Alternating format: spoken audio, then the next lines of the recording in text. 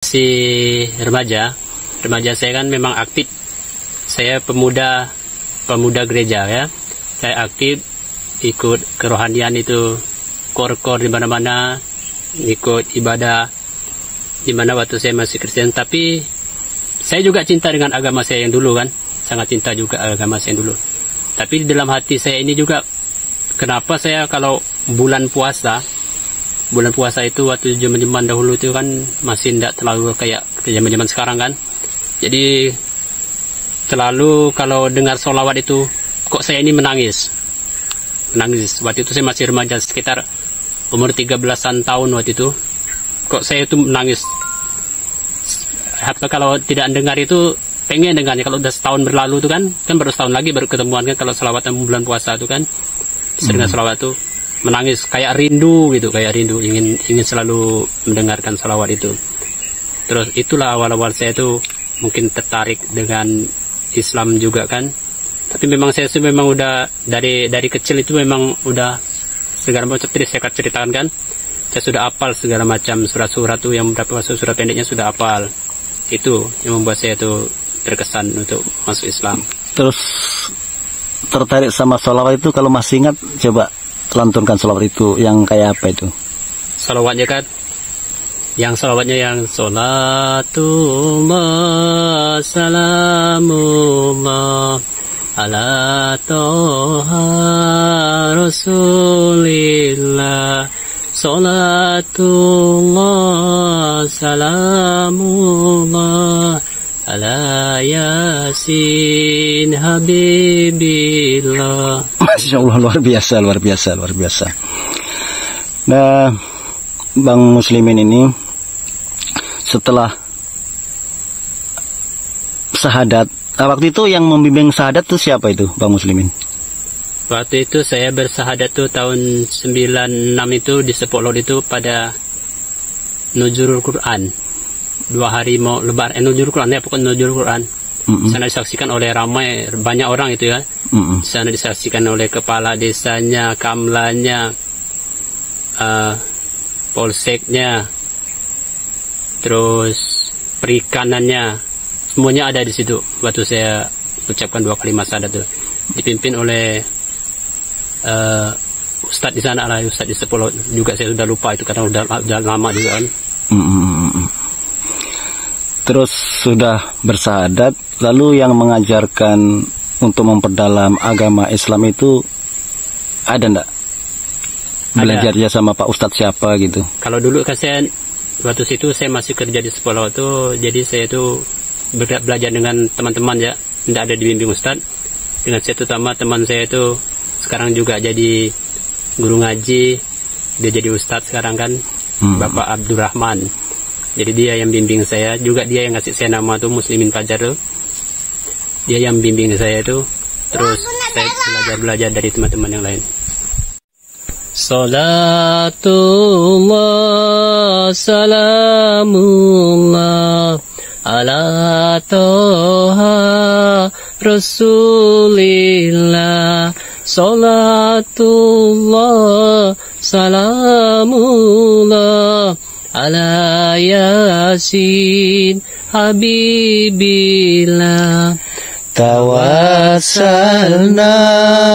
bismillah wa bil hadi rasulillah wa kulli mujahidin lillah bi ahlil badri ya Allah, salatullah salamullah ala toha rasulillah, salatullah salamullah ala yasin habibillah. Salatullah salamullah ala toha rasulillah, salatullah salamullah ala Yasin Habibillah. Pernah ndak waktu sebelum menjadi mu'alaf Bang Fajar itu bermimpi-mimpi gitu? Bermimpi lah bahasanya, diketemuin orang atau bermimpi petunjuk gitu? Saya tuh yang pernah mimpi itu, menurut saya mimpi itu sangat bagus lah ya, sangat mendidik lah. Jadi saya waktu itu setelah saya masuk Islam itu kan, jadi memang alhamdulillah waktu itu setelah masuk tuh saya memang rajin ibadah kan, rajin belajar sholat, belajar apa kan. Jadi saya rajin kan, sholat 5 waktu itu saya tidak tinggalkan. Jadi saya suatu malam saya pernah bermimpi itu saya itu sholat Jumat di Masjid Al-Amin. Waktu itu Masjid Al-Amin di Desa Sungai Deras. Masjid Al-Amin itu yang masjid lamanya, masih dekat jalan arah tempat rumah Pak Marzuki Adam Abdullah itu kan. Jadi di situ saya bermimpi. Anehnya saya itu hari Jumat itu kan, kok yang berpakaian tuh putih, kok ada perempuan kayak seperti Lebaran kan. Di sab perempuan semua, yang isinya perempuannya berbaju hijau semua. Tapi yang anehnya tuh tidak ada yang tua, yang muda semuanya, laki-lakinya pun gitu, sekitar umur 18, 19 sampai 20 tahun gitu laki-lakinya, berpakaian putih. Termasuk saya juga berpakaian putih-putih kan. Terus yang lainnya, kalau yang perempuannya tuh hijau semua. Itu pun masih, pokoknya tidak ada yang tua ya, dia umur 18, 19, 20, 1 seperti itulah. Jadi berpakaian hijau semua. Anehnya mereka kan ngambil wudhu masuk dalam masjid, Pas saya kan ngambil juga wudhu kan, saya tinggal 2 atau 3 orang. Yang anehnya tuh pas saya masuk masjid itu kan, saya mau masuk di dalam masjid itu, kok tiba-tiba masjidnya sudah hilang. Jadi saya tidak bisa masuk di masjid itu. Udah tidak ada yang lain tuh, udah pada masuk semua kan. Masuk semua, tinggal saya sendiri. Jadi saya sendiri tidak bisa masuk di dalam masjid itu. Dan saya sudah ngambil wudhu kan, siap mau sholat kan. Tapi waktu itu kayaknya tuh kayak mau Jumatan lah kayak itu. Tapi kan Jumatan kita kan tidak ada yang istilahnya yang perempuan kan tidak ada ikut Jumatan. Tapi itu yang anehnya tuh, Jumatan itu ada yang perempuan, tapi yang perempuannya muda, laki-lakinya pun muda semua, tidak ada yang tua-tua gitu. Itu yang aneh sedikit mimpi saya itu. Sampai sekarang pun saya masih terpikir mimpi itu kan, apa maksud dan makna mimpi itu. Sampai sekarang saya belum dapat pecahan mimpi itu. Bang Muslimin sesudah mu'alaf, ada ndak teman lamanya, teman agama lamanya itu mengasih saran atau bahkan saling atau berdebat atau selalu membandingkan itu, ada ndak yang ngasih saran jangan masuk Islam dulu lah, pikir-pikir, itu ada ndak? Jadi alhamdulillah, kalau seperti tadi saya katakan dari awal tadi kan, kalau untuk agama Kristen yang berada di Desa Sungai Deras khususnya kan, jadi mereka tuh alhamdulillah toleransi. Jadi mereka tuh tidak juga mengasuh-asuh kita juga, tidak. Mereka mau melarang kita pun juga tidak mau mereka melarang kita. Jadi mereka ngajak berdebat juga mereka tidak mau. Jadi mereka alhamdulillah memang toleransi mereka kalau untuk umat Kristen yang berada di Desa Sungai Deras ini.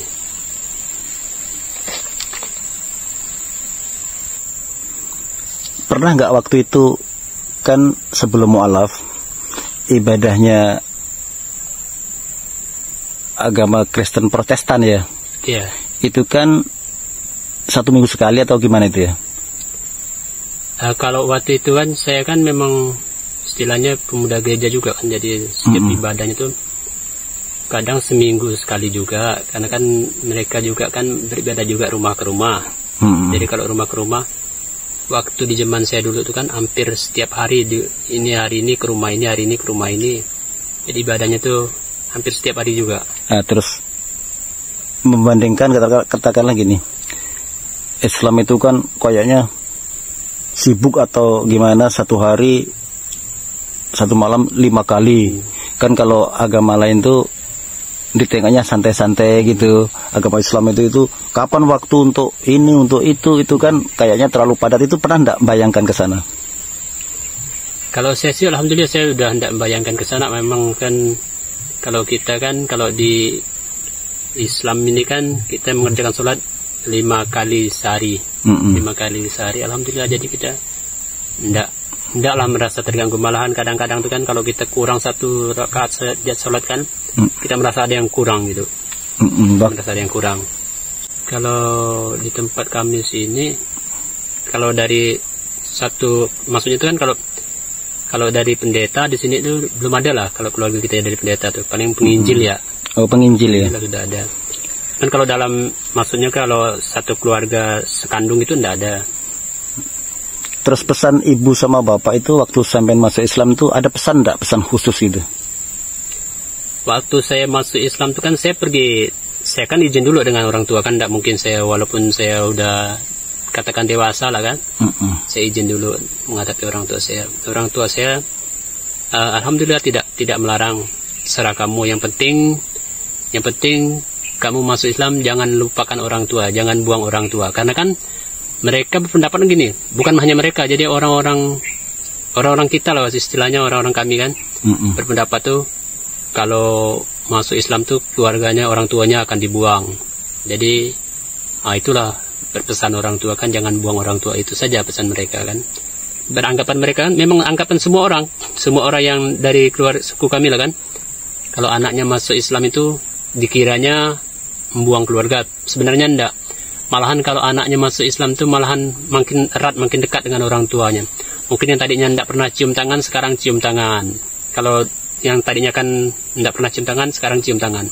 Alhamdulillah kalau mereka sudah masuk Islam itu kan, mungkin mereka dididik, dibina, dibimbing oleh ustadz kan. Jadi mereka itu kan lebih sopan santun terhadap orang tua. Memang itu ajaran Islam itu orang-orang di luar sana itu salah duga ya, padahal kalau udah menjadi Islam itu kewajibannya itu walaupun model apapun tetap kita wajib berbakti kepada orang tua tuh Bang ya. Iya betul. Saya melanjutkan yang tadi, bagaimana saya bisa tahu bacaan-bacaan sholawat sedangkan saya belum memeluk Islam. Waktu saya masih SD, masih kecil kan, memang kalau seperti sholawat tuh sering kita dengarkan. Kalau dulu kan, kalau di kampung-kampung tuh sholawatan tuh dari sore maghrib sampai mau isya sampai subuh lagi kan sering kita dengarkan. Kalau untuk bacaan sholat itu kami dapatkan waktu belajar dari SD. Belajar di SD dengan guru kami dulu bernama Pak Samsudin. Jadi dia yang mengajari kami, rata-rata kami itu yang waktu itu belum Islam, belum mualaf, masih agama Kristen, rata-rata itu sudah hafal. Cara-cara sholat juga sudah diajari oleh beliau. Cara sholat, cara bacaan-bacaan juga udah diajari oleh beliau. Sampai sekarang pun kalau anak-anak sekarang non-muslim yang berada di desa Sungai Deras ini, khususnya desa Kecamatan Teluk Kedai, desa Sungai Deras itu, rata-rata kalau yang anak-anak yang bukan mu'alaf juga sudah hafal itu bacaan-bacaan itu. Seperti Al-Fatihah mereka sudah hafal, Surat An-Nas juga mereka hafal, Al-Ikhlas juga mereka hafal. Kalau sekarang tuh kan, jadi kalau sekarang tuh banyak mu'alaf tuh kan, yang baru-baru mu'alaf tuh. Saudara saya 11 bersaudara. Saya 11 bersaudara itu yang sudah mu'alaf memeluk Islam itu 6 orang. Alhamdulillah ini sekarang baru-baru ini adik saya kayaknya sudah mau kesana juga arahnya. Baru-baru ini. Kemarin itu baru hitanan dia, udah beberapa hari yang lalu tuh hitanan. Katanya sih mau mu'alaf juga, masuk Islam juga dia. Ya 4 hari udah 4 hari dia tuh hitanan. Jadi insya Allah juga mungkin dia mau meluk Islam juga, mu'alaf juga. Kami himbau juga untuk teman-teman, kawan-kawan mu'alaf yang mana masih ragu, masih belum ada tempat untuk belajar, silakanlah datang bersama-sama kami ke pesantren mu'alaf atau Hidayah yang beralamatkan di Jalan SDN 07, Desa Sungai Deras, Kecamatan Teluk Kedai, Kabupaten Kuburaya, Kalbar, Pontianak Kalbar. Bagi teman-teman, saudara-saudara yang belum ada, yang masih ragu, tidak ada yang membimbing, tidak ada yang bina, silakan datang di tempat kami. Insya Allah kalau di tempat kami itu banyak ustadznya itu, alhamdulillah ustadznya tanpa digaji, tanpa dapat, tapi memang ustadznya luar biasa, tanpa digaji ustadznya itu. Tapi mereka membina, membimbing kami luar biasa. Sampai alhamdulillah sekarang ini banyak juga mualaf-mualaf, ibu-ibu, khususnya ibu-ibu yang di tempat kami itu sudah pada Al-Quran besar semua. Alhamdulillah. Kalau di tempat kami itu kan setiap malam Kamis, di pesantren kami itu setiap malam Kamis kami mengadakan pengajian. Setiap malam Kamis. Kadang-kadang juga Kamis ini rumah ke rumah mualaf. Kamis depan ke pendopo. Kamis depannya lagi ke rumah-rumah lagi. Kamis depannya lagi ke pesantren mualaf lagi. Begitu terus, terus. Setiap saya 1 minggu sekali itu bergila-gila tempatnya. Saat ini kan mungkin yang kami butuhkan ini di sana, kalau yang kami butuhkan itu memang sekarang kami lagi membangun itu surau itu, yang sangat kami butuhkan sekarang itu semen, bahan-bahan seperti semen, dana untuk tukang juga, itu yang sangat kami perlukan. Selama ini kan kami itu juga ada dibantu oleh kan ada ketua kabupaten kami, dia yang mengurusi, kebetulan juga beliau itu kerjanya di bagian protokoler bupati kalau tidak salah beliau tuh. Jadi beliau yang banyak membantu kami.